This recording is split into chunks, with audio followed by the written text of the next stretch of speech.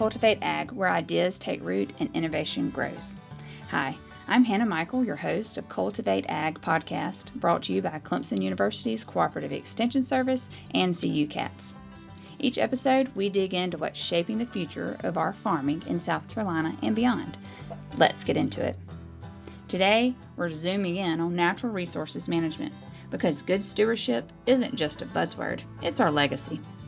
The panel is going to dive into water efficiency, energy solutions, land conservation, and how the South Carolina farmers are leading the charge in sustainability. Whether you're farming peanuts or peaches, or maybe some cotton or corn, these insights really do matter. Natural resources, and I'm pretty loud, so if y'all need me to go to that mic, I will.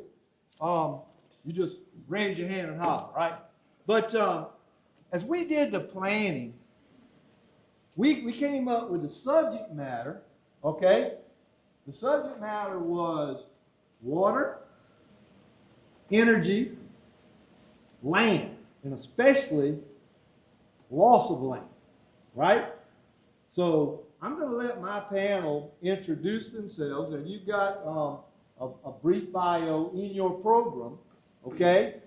And we're going to start, just a second, guys, we're going to start with the energy side, a component that we were concerned about. We're going to work the water, land, and then I got my man on the right, my neighbor actually, Landon Weathers, okay? That he's a farmer. But you know what? He's connected to every one of the subject matters. Energy, water, land, okay? So with that, Danny, I'm going to let you kick it off and introduce yourself. Yeah, good morning. Danny Cassis, Dominion Energy, Strategic Partnerships and Customer Solutions. One, thanks for the opportunity to be here. And then really, Ronnie, from your perspective, kind of creating a panel where there's a lot of convergence, which I think we'll get to fairly quickly. So I'm a utility veteran. I hate to say close to 40 years. I hope I don't look that old. Gas operations, electric operations, and then a lot of coordination in the retail electric business. And then apparently nobody wanted to do policy in South Carolina, or at least initially. So I spent a lot of time working on enabling legislation around renewables. And have a signature is actually on about a gigawatt of solar projects in South Carolina, just in our service territory. So deeply interested, obviously, in what's happening at the State House and how that impacts. And I'm sure we'll have a lot of discussion about that. It's not only an energy issue, it's partially a land use issue, which I think will play out as we have the discussion. So look forward to talking today with you guys about what's happening, at least in our space, and how it intersects. Excellent. Mike? My name is Mike Mills. I'm the Director of Sustainability Solutions for Rinke Manufacturing. I've been in the irrigation business for 30 years, the first half in the urban space, working in residential, commercial, golf, and athletic, and then the last 15, 16 years here in the ag sector, where I've found myself at the convergence of policy and understanding what's happening with water conservation policy and working with state and federal government and oversight agencies on how water policy is set, how water policy is viewed, and how water as a natural resource can be distributed so that we can achieve all of our environmental as well as our species sustainability goals. Richard? Hello. Hey, my name is Richard Carr. I'm with the South Carolina Farm Bureau Land Trust. We are part of the Federation side of South Carolina Farm Bureau. We're only about a 2-year-old land trust. We will be this year, so kind of new at it. But yeah, I really, I guess my presence here is to talk about land loss, but also land protection in relationship to agriculture. Kind of offer some insights about, what we're seeing out there as we work with landowners in different parts of the state. And fortunately, I get to work with landowners in every part of the state, so I'm seeing, the breadth of it. So, quick, just a little bit about me. I actually grew up in the textile industry, but we had farms on both sides of my families, and up near Lockhart, South Carolina, beef operation, and then my mom's family was Tobacco Road over in eastern North Carolina. So a lot of the land sort of led me into land conservation, and I had seen one industry die in this state, so I'm hoping not to watch another one. Andrew? Good morning. My name is Landon Weathers. I'm from Bowman, South Carolina, Orangeburg County. I'm a farmer. I appreciate Kendall asking me and Mr. Ronnie to be here this morning. Fun fact about me, I was in Kendall's very first class that he was supposed to teach at Clemson, that he never showed up for. I think your employment is pretty stable, so that's why I felt like I could share that fact. But we were excited when he never showed up. But anyway, I am a full-time farmer. I also work in the crop insurance industry. I'm very familiar with the solar industry as well. In 2019, I joined a group, water planning group for the state, which was called the Planning Process Advisory Committee, which was headed by DNR. Out of that group, we formed a planning process for the state for 8 river basin groups to get together to eventually form a state water plan. We are in that process. I'm looking at Christy back there in the room now. That has morphed into now a group called Water SC, which I am also a part of. So yeah, we've been in the water planning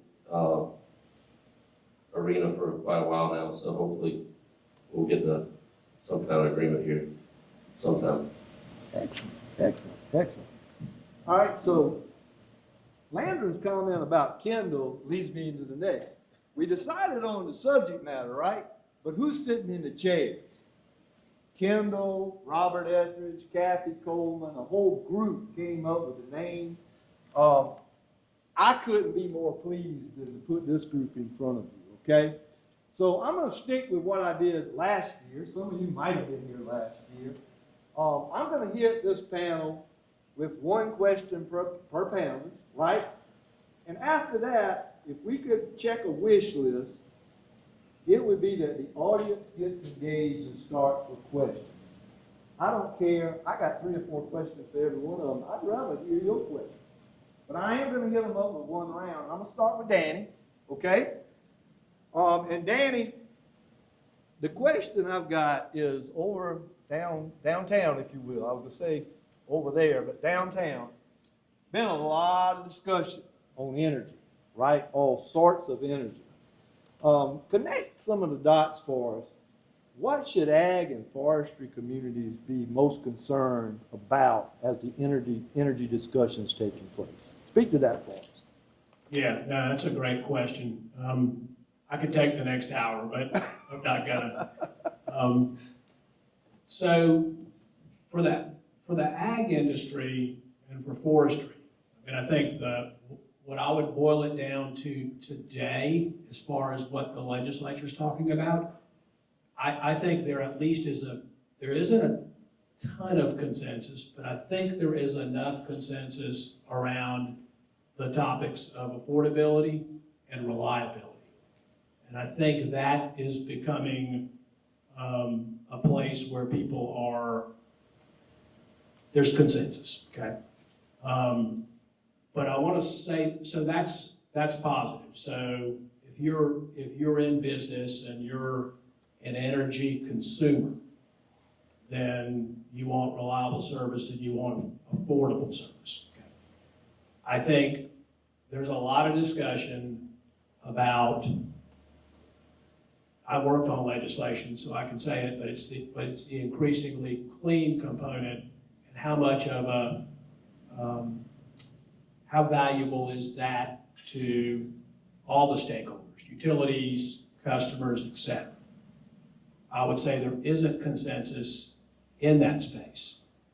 things move so fast or are moving so fast at the legislature that I have to check with my lobbyist every day to see where people are positioning themselves. Utilities have a huge responsibility, I think, ultimately as the system operator in South Carolina for the reliability piece. Statutorily, they're obligated to file plans which create affordability.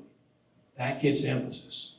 So to me, I think right now, I wouldn't call it a crisis, but I think it's an important thing to have happen is there needs to be additional generating resources that are in service. And that's just if you think about the organic growth that exists in South Carolina. That just means people moving here. That's kind of somewhat discounted for the fact that we're an economic hotbed. People, entities, commercial, industrial, want to locate here. So that's somewhat discounted, but even if you just take the baseline, you need a generating resource.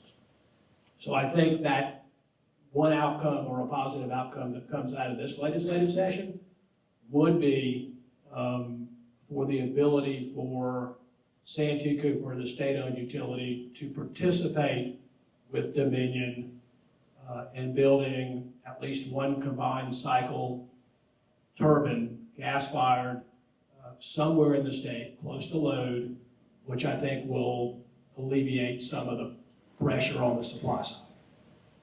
There's a lot of what I would describe as discussions around other changes to regulatory framework. I think some are nice, some are good, some are utility beneficial, stakeholder beneficial, but I think that's probably the biggest piece that we should focus on is reliability and affordability, which I think has been somewhat of the cornerstone in the end of the day of the economic fabric of this state. Is we do have good, we have reliable energy and it's affordable.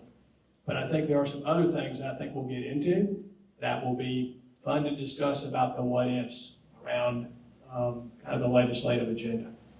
Excellent. Mike, moving from energy, your company is involved in installing and selling irrigation systems, right? What's the most significant impediment you hear from the farm community about doing that? What's the challenges with new irrigation? What are you running into? Can you speak to that? So the challenges to putting in new irrigation vary from region to region around the country, based on climatic conditions, based on legal conditions, and water access. Here on the East Coast, regulated riparian rights means water's pretty easy to access. If you can get to it, you can pretty well have it. Those of you waiting for a water permit, a well permit, might argue with me, but in general, if you've got a well permit, you can generally get access to water. So here in South Carolina, I did a little research, some very rudimentary research. What was keeping growers from installing irrigation? What's the biggest hurdle to a farmer putting in irrigation? And everybody asked had the exact same answer immediately, and that was commodity prices. Well, there's nothing I can do as a water policy individual or an irrigation company about commodity prices. Despite my size, I still can't raise the price of corn no matter how much I eat. But it got me thinking, why is this, what's the root cause of that? And what I realized was that it came down to money. Money is the reason that growers here in South Carolina aren't putting in irrigation. And I've always joked that you have to have three things to irrigate. You have to have water, electricity, and money. And if you find two, I'll get you the third. So here I've seen in the years that I worked here, and I still hear this, that irrigation has traditionally been an out-of-pocket purchase and considered a single-year CapEx on farms in South Carolina. And there seems to still be a feeling about that today. Irrigation equipment has moved into a more financed piece of equipment, as we've seen the cost of irrigation equipment rise anywhere from 35 to 70% in the last 5 years. The percentage of equipment that gets financed is growing, which means growers need to rethink where those dollars are coming from that are going to fund that. And instead of looking at it as I'm going to pay for it out of my pocket and I'm going to use my line of credit and it's a single year CapEx expense, how do I turn this into a cash flow model, just like we do with our rolling stock and our other equipment? So I spread this out over 60, 72, 84 months, and how does my payment schedule coincide with my cash flow? So then I've reduced my annual financial burden in order to irrigate, and at the same time I've increased my ability to for volume and quality, which should increase my cash flow as well as my dollar value if my quality is going up. So I think changing that perspective and reconsidering irrigation as a financed asset and looking at how the financial payments work into the cash flow of your operation is the biggest challenge that's facing irrigation installation here in South Carolina. Excellent. Thank you, Mike. Richard, Danny actually addressed, pretty directly actually, why we're losing ag and forestry property. We're a desirable state, right? We're growing. Talk, as you indicated earlier, about what we can do to maybe keep people on the farms and owning timberland in areas of the state that, frankly, I mean, it's like Landrum and our area, the land values are just going through the roof. Speak to that for us. Sure. Well, I think as a whole, kind of the crisis for ag land right now really revolves around being in the crosshairs of development. There's some numbers out there American Farmland Trust has put together and done a lot of studies nationally. You know, we're losing millions nationally. We're losing hundreds of thousands in South Carolina alone. We're projected to lose hundreds of thousands more. And it's you know, it's supply, demand, it's location. Supply is what it is. It's not growing. Demand is increasing. Where you are in the state is going to put pressure on you in that regard. South Carolina's got one of the best farm-to-market road systems. So, you know, when you look at the key markets, there's been a really good road system that used to go out to the farm. Now the market's coming to the farm. And it's all about that development potential of the property. It's exponential what it does to the prices when you think about land prices from traditional ag up into commercial and industrial residential. I mean, we're talking 3, 4, 5-fold. So it puts pressures on families to make decisions about potential generational wealth, multi-generational wealth, if they sell their place or hang on and keep farming. And I think all of our farmers will tell you not a lot of multi-generational wealth coming out of farming the land, but you know, it's more in those transitional periods when it passes from one generation to the next. Those families have to make those decisions, and that's tough. So really the only two solutions are regulate what you can do with the land from a governmental level. And I think living in South Carolina, that's not a topic that gains a lot of traction. Most of this, by the way, is decisions at the county level, not the federal or the state. So your county council is making land use decisions on a regular basis, and they're way more accessible than you know, because they're your neighbors as well.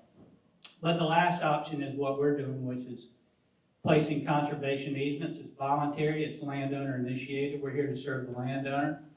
We're here to educate first about what it is, what it means for your family, for your property, what benefits it can offer. And then secondly, if the family wants to move forward, we place the easement and we hold the easement. That's the trust part. Because basically the easement can't be violated as long as we're monitoring it. And so the family can rest at ease that once they sort of hand over that monitoring to us. Even as they move into the successive generations, we're the ones responsible for maintaining the integrity of that property. And restrictions are put in place on the property to keep it from being developed, but not to restrict private activities, ag activities, wildlife, timber. Those things can still happen on conserved property. So we see it as a solution. If I had about 50 people working for me, it'd be a faster solution. But I got 2. So it only happens at that kind of pace. So if we had a little more money to hire staff, we could get it done quicker. It's kind of where we are. And Richard, you missed Gary's comments, but he actually referenced the fact that if you had resources, human resources, and they're trying to make a plan there, you could even do more. That's right. Every easement, it doesn't matter if you use 30 acres or 30,000 acres, it takes the exact same amount of staff time to get it done. So that's just that's our bottleneck. Excellent, excellent, excellent. Now I get to pick on my neighbor, about 8 miles down the road. Now, we could talk energy, we could talk land, but I chose, I'm gonna talk water, okay? And partly because Ward SC is fairly new. You already indicated when you were talking about yourself in the role that you are a member of Ward SC. Talk to us, Landon, how important is water to the farm community as a whole? Talk to us about that. Well, yeah, I mean, it's pretty obvious, Mr. Ronnie, that, water is essential to everything that we do. Whether we're in the crop industry or livestock industry, without water, we can't operate. Even us just basic humans can't do what we got to do. So, water and the access to it, whether it be irrigation or what good Lord blesses us with. You look back to last summer. It rained 3 times in South Carolina, and we were faced with what we got faced with. So, having said that, Mike mentioned, kind of how the East Coast operates with riparian rights and all that kind of stuff. We're okay, and we're very blessed in South Carolina to be in the situation that we are with the amount of water that we do have. We don't have a shortage. Nobody's sucking rivers dry. If you read that in the paper, that's not happening. There's no data behind that. It's not even close to happening. Yeah, when it doesn't rain, the river gets a little lower than normal. Everybody can see that. But we are blessed. And I will say that agriculture is in a pretty good spot with the amount of data that we have to back up our story. We've done a really good job, both Clemson and some private industry as well. And even federal dollars going into NRCS and setting up some different ways to audit irrigation systems and being able to prove that we are, here's where we are on the irrigation system and here's how we can improve, or having actual numbers to show that we're doing a pretty good job of irrigating, taking care of the resource. And when we're in these meetings, I always like to bring up that, we can take a pivot and show that it's, 95 to 98% efficient. And I always like to challenge our, water suppliers, are y'all even, 50% efficient? And they have no clue what they are. Some of them do, but a lot of them, they don't. And I'm not picking on them. I'm just saying I'm not picking on them as an industry. I'm just saying we have done a great job of being able to show data to show how good we are, and even have data to show, well, maybe that pivot is leaking, point out the fact that here's the problem, and then re-audit it, and we fixed it. So we can use data, and I will say that I stand firm on the fact that of all the users, the actual users of the water, we're probably in the best position to tell that story with real data. Thank you, man. I'll I'll back that up. I was just in a meeting last week with a CE, an urban construction group that manages water for municipalities. And the statistic that they threw out was that they can only account for 40 to 60% of the water that they pump. So that means that mathematically they are losing 40 to 60% of their water somewhere out of their systems. Our loss rates aren't that great. In agriculture, we tend to lose water through mismanagement more than through lack of managing infrastructure. Fantastic, thank you. How about an audience? Y'all got any questions? I can go on and on, but I prefer y'all ask. Any questions from the audience? Yes, sir. Yeah, just a quick one following up on this water resources. For both Mike and Landon, do you see a role for farm ponds in looking at as a water resource in the future? You want to start? Yeah. So, yeah, that conversation's come up a lot, actually, from both using it in a shortage situation and also in a flood mitigation situation, and being able to use or capture water in a big storm event. I don't care if it's a hurricane or whatever, but you just get a big rain event, and being able to capture some of that water and use it when we need it. That's come up a lot. There's going to be some regulatory hurdles to get around, but it has come up quite a bit. And I will say, especially in the Edisto River Basin, that it probably shows, and I'm gonna use air quotes. I don't like air quotes, but shortages more often than maybe anywhere in the state. But that's all due to modeling. But more often than not, it's farmers that are affected first because it's on tributaries and stuff like that. So that's where farm pond storage came up. And it really wouldn't be water out of the river per se. It would be water from rain that got captured. And it's almost more on the flood mitigation side than it is on the shortage side, if that makes sense. So I'm going to agree wholeheartedly with Landon's last comment, that farm ponds are runoff and flood mitigation primarily. When you just start looking at it mathematically, how many acres, how many production acres are you going to take out in order to install a farm pond? And what is the realistic holding capacity of that pond? So if you take an acre out, then how many acres are you going to try to irrigate out of that, and how deep? If you're trying to put on 1 inch in half a week, then you need to have a foot of water for every 12 acres that you're trying to irrigate.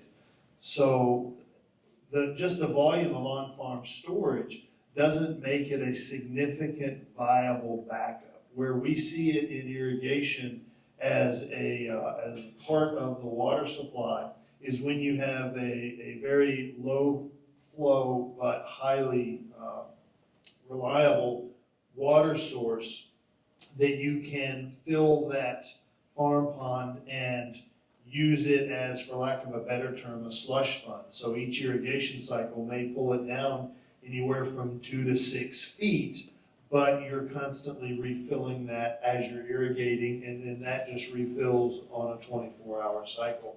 But to the concept of installing on-farm surface storage and using that for irrigation is just not practical from a sheer numbers standpoint. Other audience questions? Yes, sir. Kevin? This is for Danny on the power side. We hear about these data centers and the big demand for the AI future. Where's that energy going to come from? Is that a play for micronuclear power centers, or how do you view this? So that's a great question.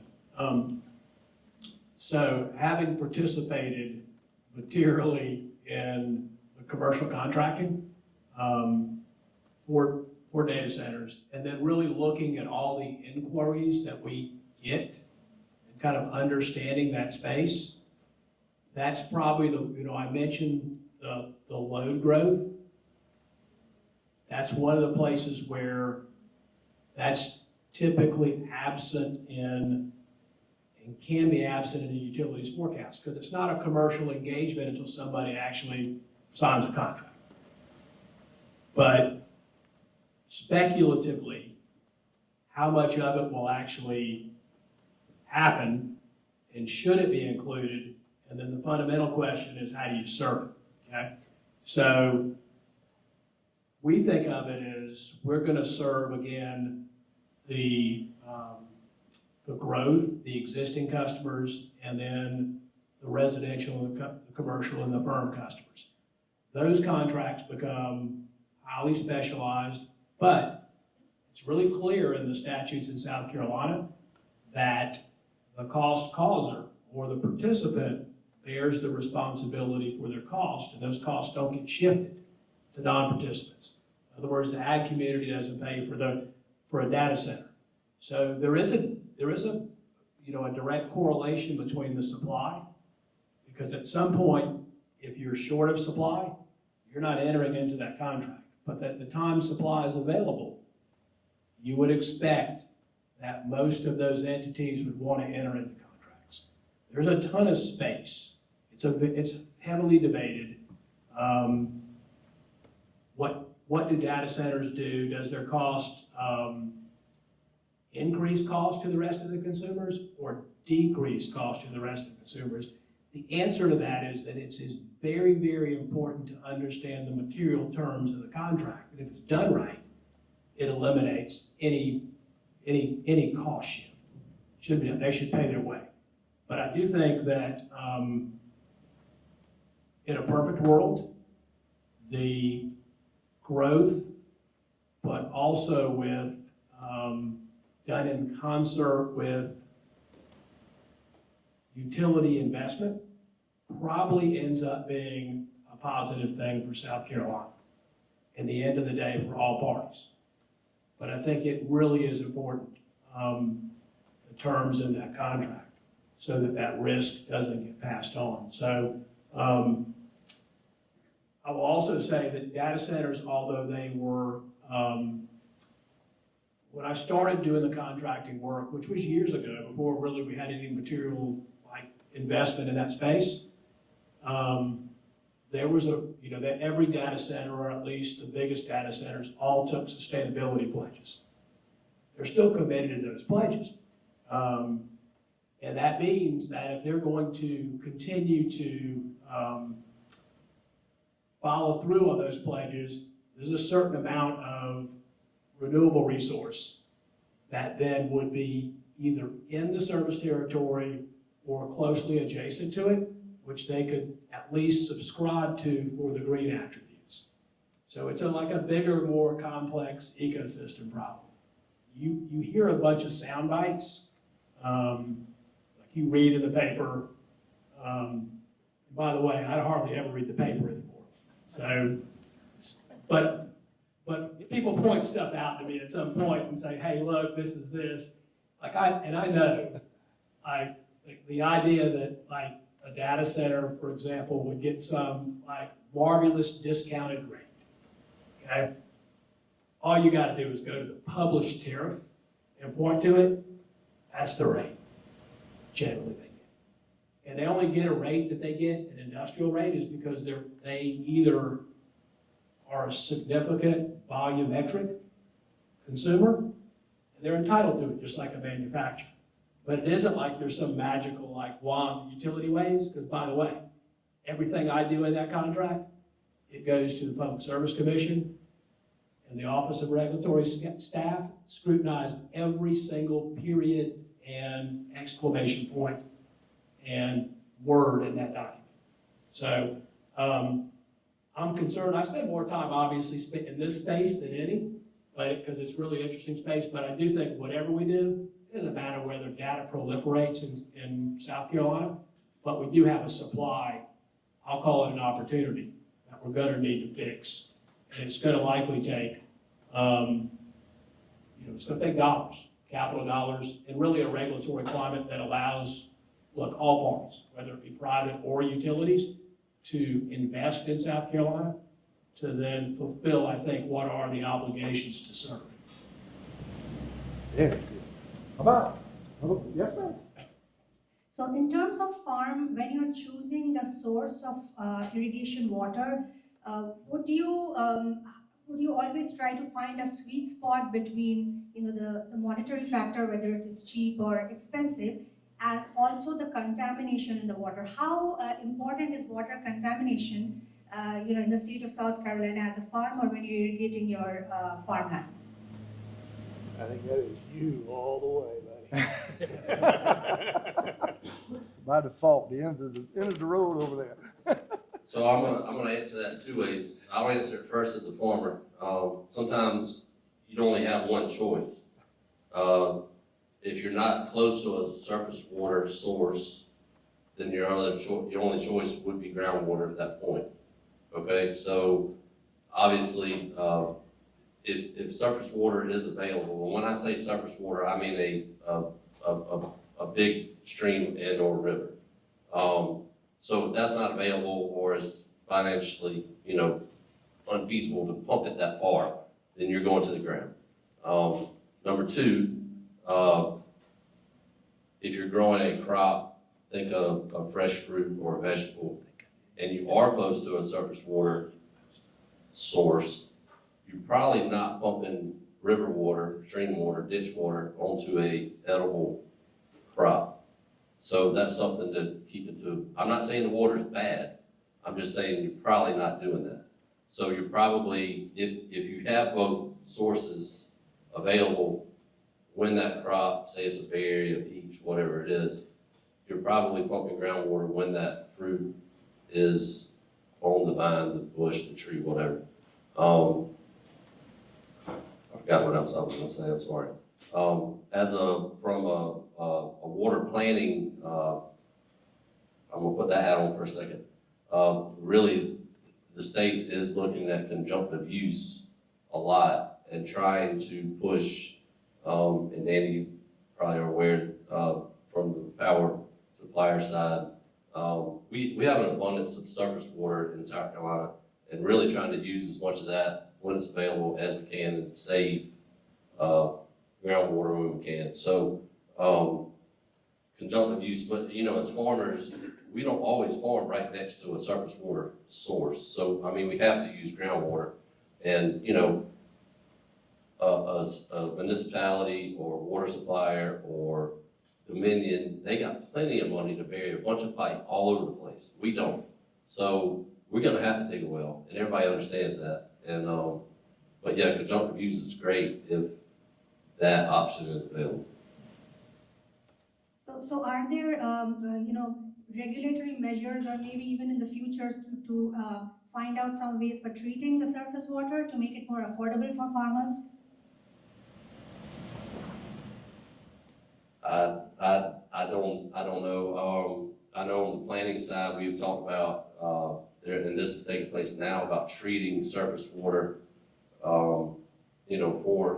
for human use, and actually there's ASR wells in the state now being used, which is treating surface water and pumping it into the ground for later recovery to be used in times of shortages or high demand or whatever. But I don't even know the economics behind treating water, if that's even an option for farmers. We're just, quite frankly, trying to survive right now. I don't even know how that would pencil to treat water to pump into a crop.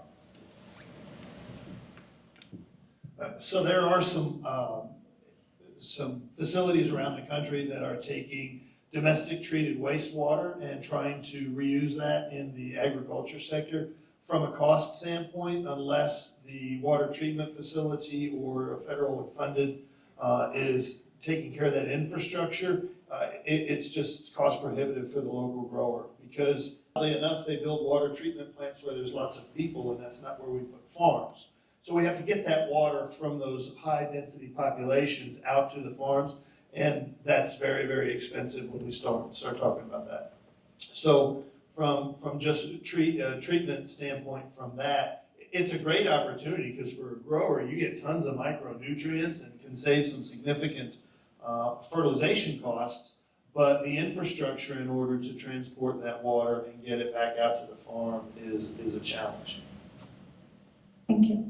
So for young farmers or anyone who's like looking to be farmers like me and everyone at my school, do you have any suggestions to how to buy land? Because it's really expensive, and us coming right out of college or even high school probably won't be able to afford it. You reading my notes up here? Maybe I am. So a couple of ways to think about that. One in particular is not all land is going crazy. It's very concentrated around, the major metro areas where we're seeing the exorbitant cost. But, you can, Ben, you're in Newberry and you're starting to see the impact of Columbia growing up. We got Sumter County, there's some growth going on there, Florence, and that sort of thing that is kind of pushing land prices up, but it's not everywhere. So there are places in the state where it's still affordable. The hard part about that is you probably grew up somewhere where you want to stay, and if that particular area is under development pressure, then those prices are going up. So the first thing I'll say is if you're flexible, look around the state and understand that the real estate market tends to be in those metro areas and vicinity, but also corridors like the major interstates, major highways that connect those, and that's where your highest prices are. The farther away you get from those, the better the land prices get. The second thing I'll tell you is if you know your neighborhood, you want to stay in your neighborhood, there are a lot of folks out there who are not interested in seeing land sold to developers and are very interested in seeing future farmers take it over.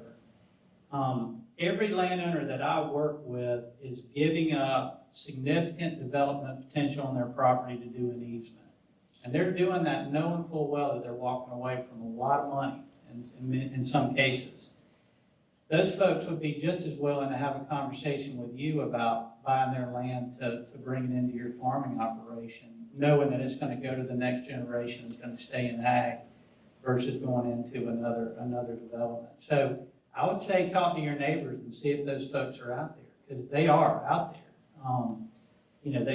They may be few and far between, I don't know, but they're out there because folks care about the health of the community as much as they do money in their wallet. I can't help but jump in. Richard just gave you some fantastic advice. So often the farmer doesn't have a daughter or son to follow in their footsteps, but they want to accomplish exactly what he just said. And they're open to considering someone else coming on board. Look for those opportunities. Great feedback. One last quick one is we have an extensive land trust network in the state. I'll give you a good example. Low Country Land Trust, they have 550 easements, eased properties, and because they've been working for a long time. That's 550 landowners who have property that's got a conservation easement where it is holding that price below the development value. So that's another resource. Perhaps you could reach out to your land trust and see if they know of anybody that's looking to sell and it's more reasonable. How about more questions? This is what we want. Ben, yes, sir. Thank you. Richard, I'll challenge you a little more on this. First off, based off of that question, it was about a 3-4 part question, but we'll make it quick. Does Farm Bureau have any resource like that where y'all are trying to connect some people that have had easements put in that they may not be looking to farm, but also not looking to sell, where they can connect with young farmers? Second, funding. I know these are state-funded easements. Our state gets a lot of money from the federal government. Are you seeing any changes in how these easements are funded, or increase, decrease? Sure. Third, who do you see most often these days putting land in easements? Farmers, conservationists, conservation groups, and NGOs. Where is that going? Remind me the first one. The Farm Bureau got any kind of program to help connect Yeah, so the first step is we gotta get this land trust rolling. So we're 2 years into that. But yes, long-term, I can't say it's a concrete plan, but we would love to create that opportunity where we can become a resource for folks, for farmers. There's some other groups that are starting to work south of Charlotte or in Charlotte, over in South Carolina, south of Charlotte, that are looking at creating incubator-type farms. I do see that opportunity on some of the lands that we've eased. One in particular, south of Charlotte, 1,100 acres, beautiful pasture land, but he's retired. No cows on that property. But he still keeps those pastures up like they're going to be there tomorrow. That'd be a great incubator farm for somebody. Remind me a second. State funding for conservation. Yeah, we are very, very, very fortunate to be in South Carolina in the conservation community, because we probably got the best thing going in the nation. That may be a biased opinion, but I think if you really got to digging into it, it's probably true. We probably have one of the best supported conservation communities from a funding standpoint, and that is almost exclusively, well, it's mostly coming through the South Carolina Conservation Bank, which was created by the legislature in 2000. We also have a state tax incentive that goes to landowners when they conserve, created in similar legislation. And then this fiscal year, which we're still in, the governor signed into law the South Carolina Working Ag Land Act that gives us additional funding to basically offer a comparable financial package for easements that you used to could get with an NRCS ASAP easement. The reason for that is that there was already frustration with the NRCS program, not to throw any shade. It was getting the money on the ground was such a challenge for NRCS as much as it was for the land trust, because there was just a process and low staff, and everybody was stumbling through it. It took a long time. So we basically, with that work in ag, were able to offer a state-funded solution. It turned out to be, come at the right time, because now, NRCS funding getting on the ground is going to be even more of a challenge. I mean, unless things change, but we know where it's headed. So we're a little bit insular, which is good. We've got our own sources of funding. We got our own conservation bank that's very well funded right now. We've got additional funding coming for work in ag. And so to answer your question, as far as we're concerned, no impact whatsoever. And then the third one. Who do you see putting in conservation easements? Yeah. Any shifts in the last couple of years? Man, Where it does is most of this go?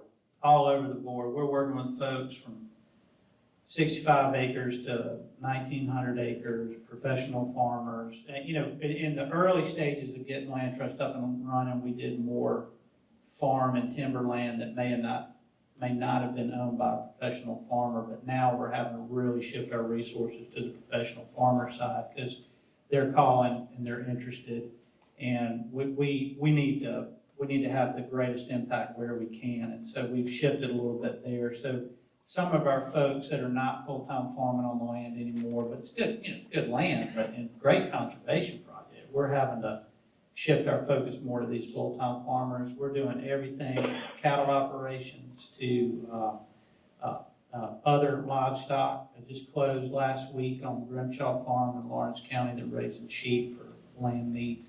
We're doing row crop. We're doing irrigated row crop. We are prioritizing irrigated row crop land right now. Sumter County has blown up on us. We're just starting to do some fantastic work in Sumter County, and almost all of that is irrigated crop land. And all the way down to the coast. So I just did a horse farm. We're closing on a horse farm in the next month on Johns Island. So it's all over the board. Agritourism, UPIC farms. We're doing Lever Farms in Newberry right down the road from y'all.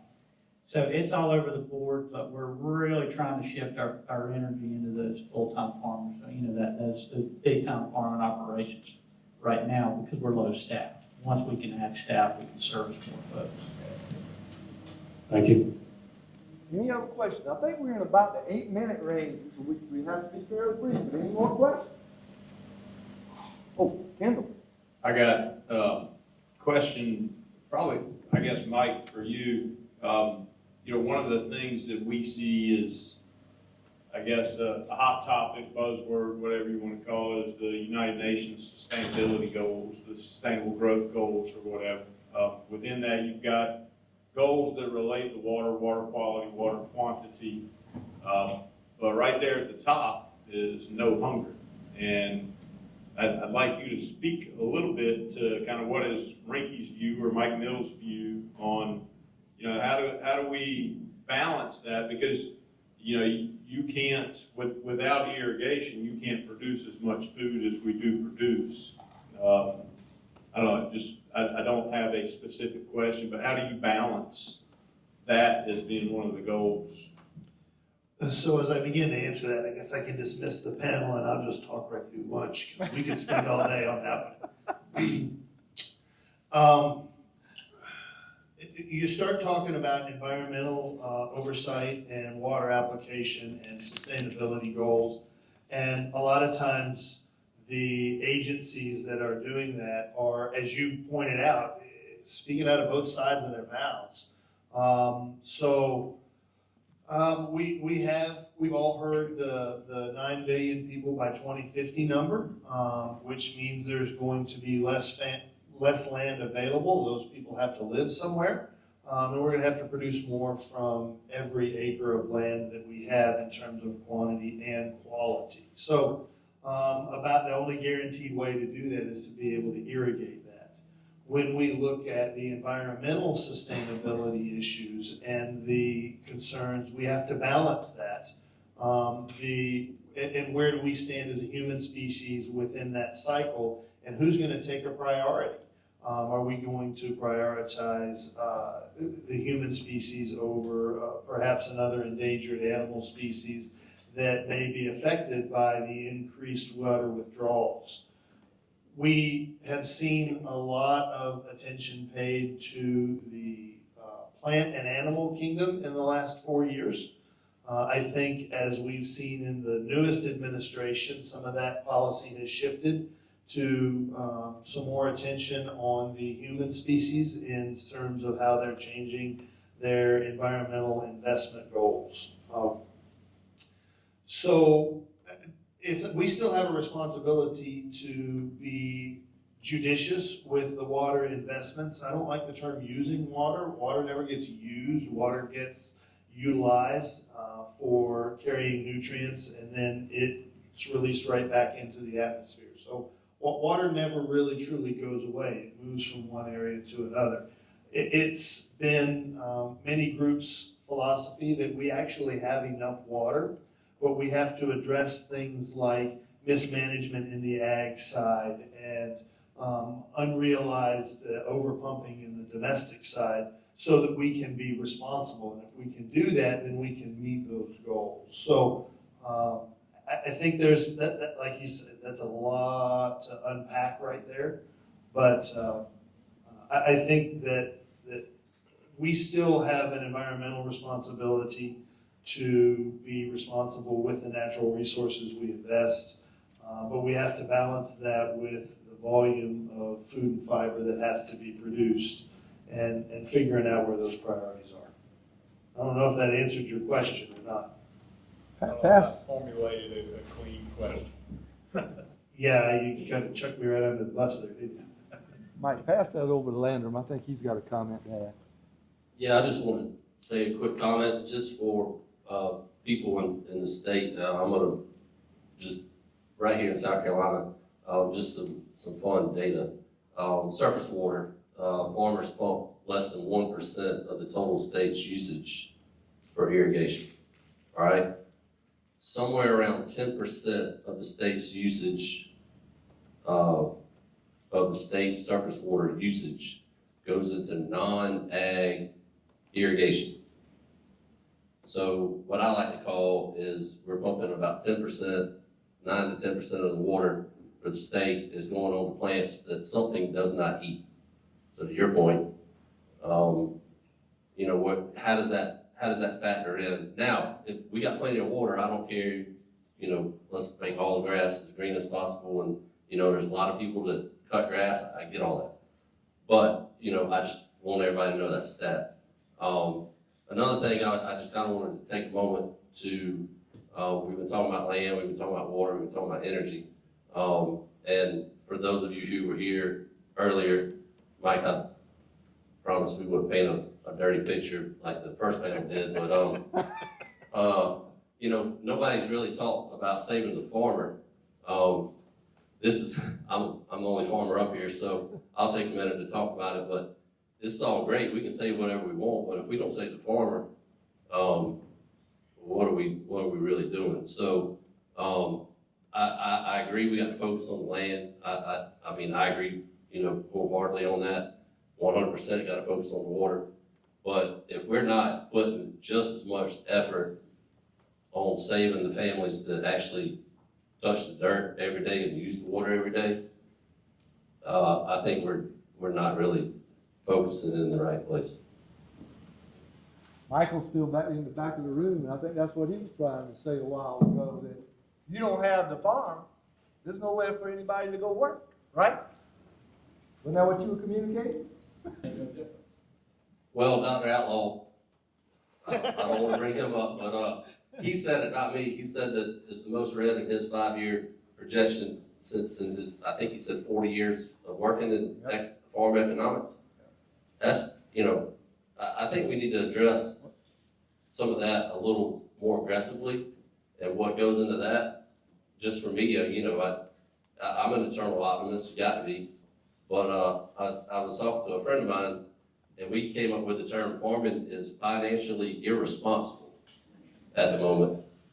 And I don't know, you know, we laugh when we say that, but if you truly look at it, it kind of is. And, you know, some of the stuff like what Richard brought up earlier, we're economically irrelevant in some of these areas, which is why? That's the question. Yeah, we 12 o'clock, but I can't leave it alone, right? I was to say perfect storm, right? It may be an imperfect storm. Lack of profits, and at the same time, huge land values. How do you walk away when you offer $20,000 an acre for your land? I don't know that answer. You know that answer, Landon? I mean, anyway, okay. That's the quandary we're in, right? That's what's happening in a large part of the state. All right, let's give this group a hand, y'all.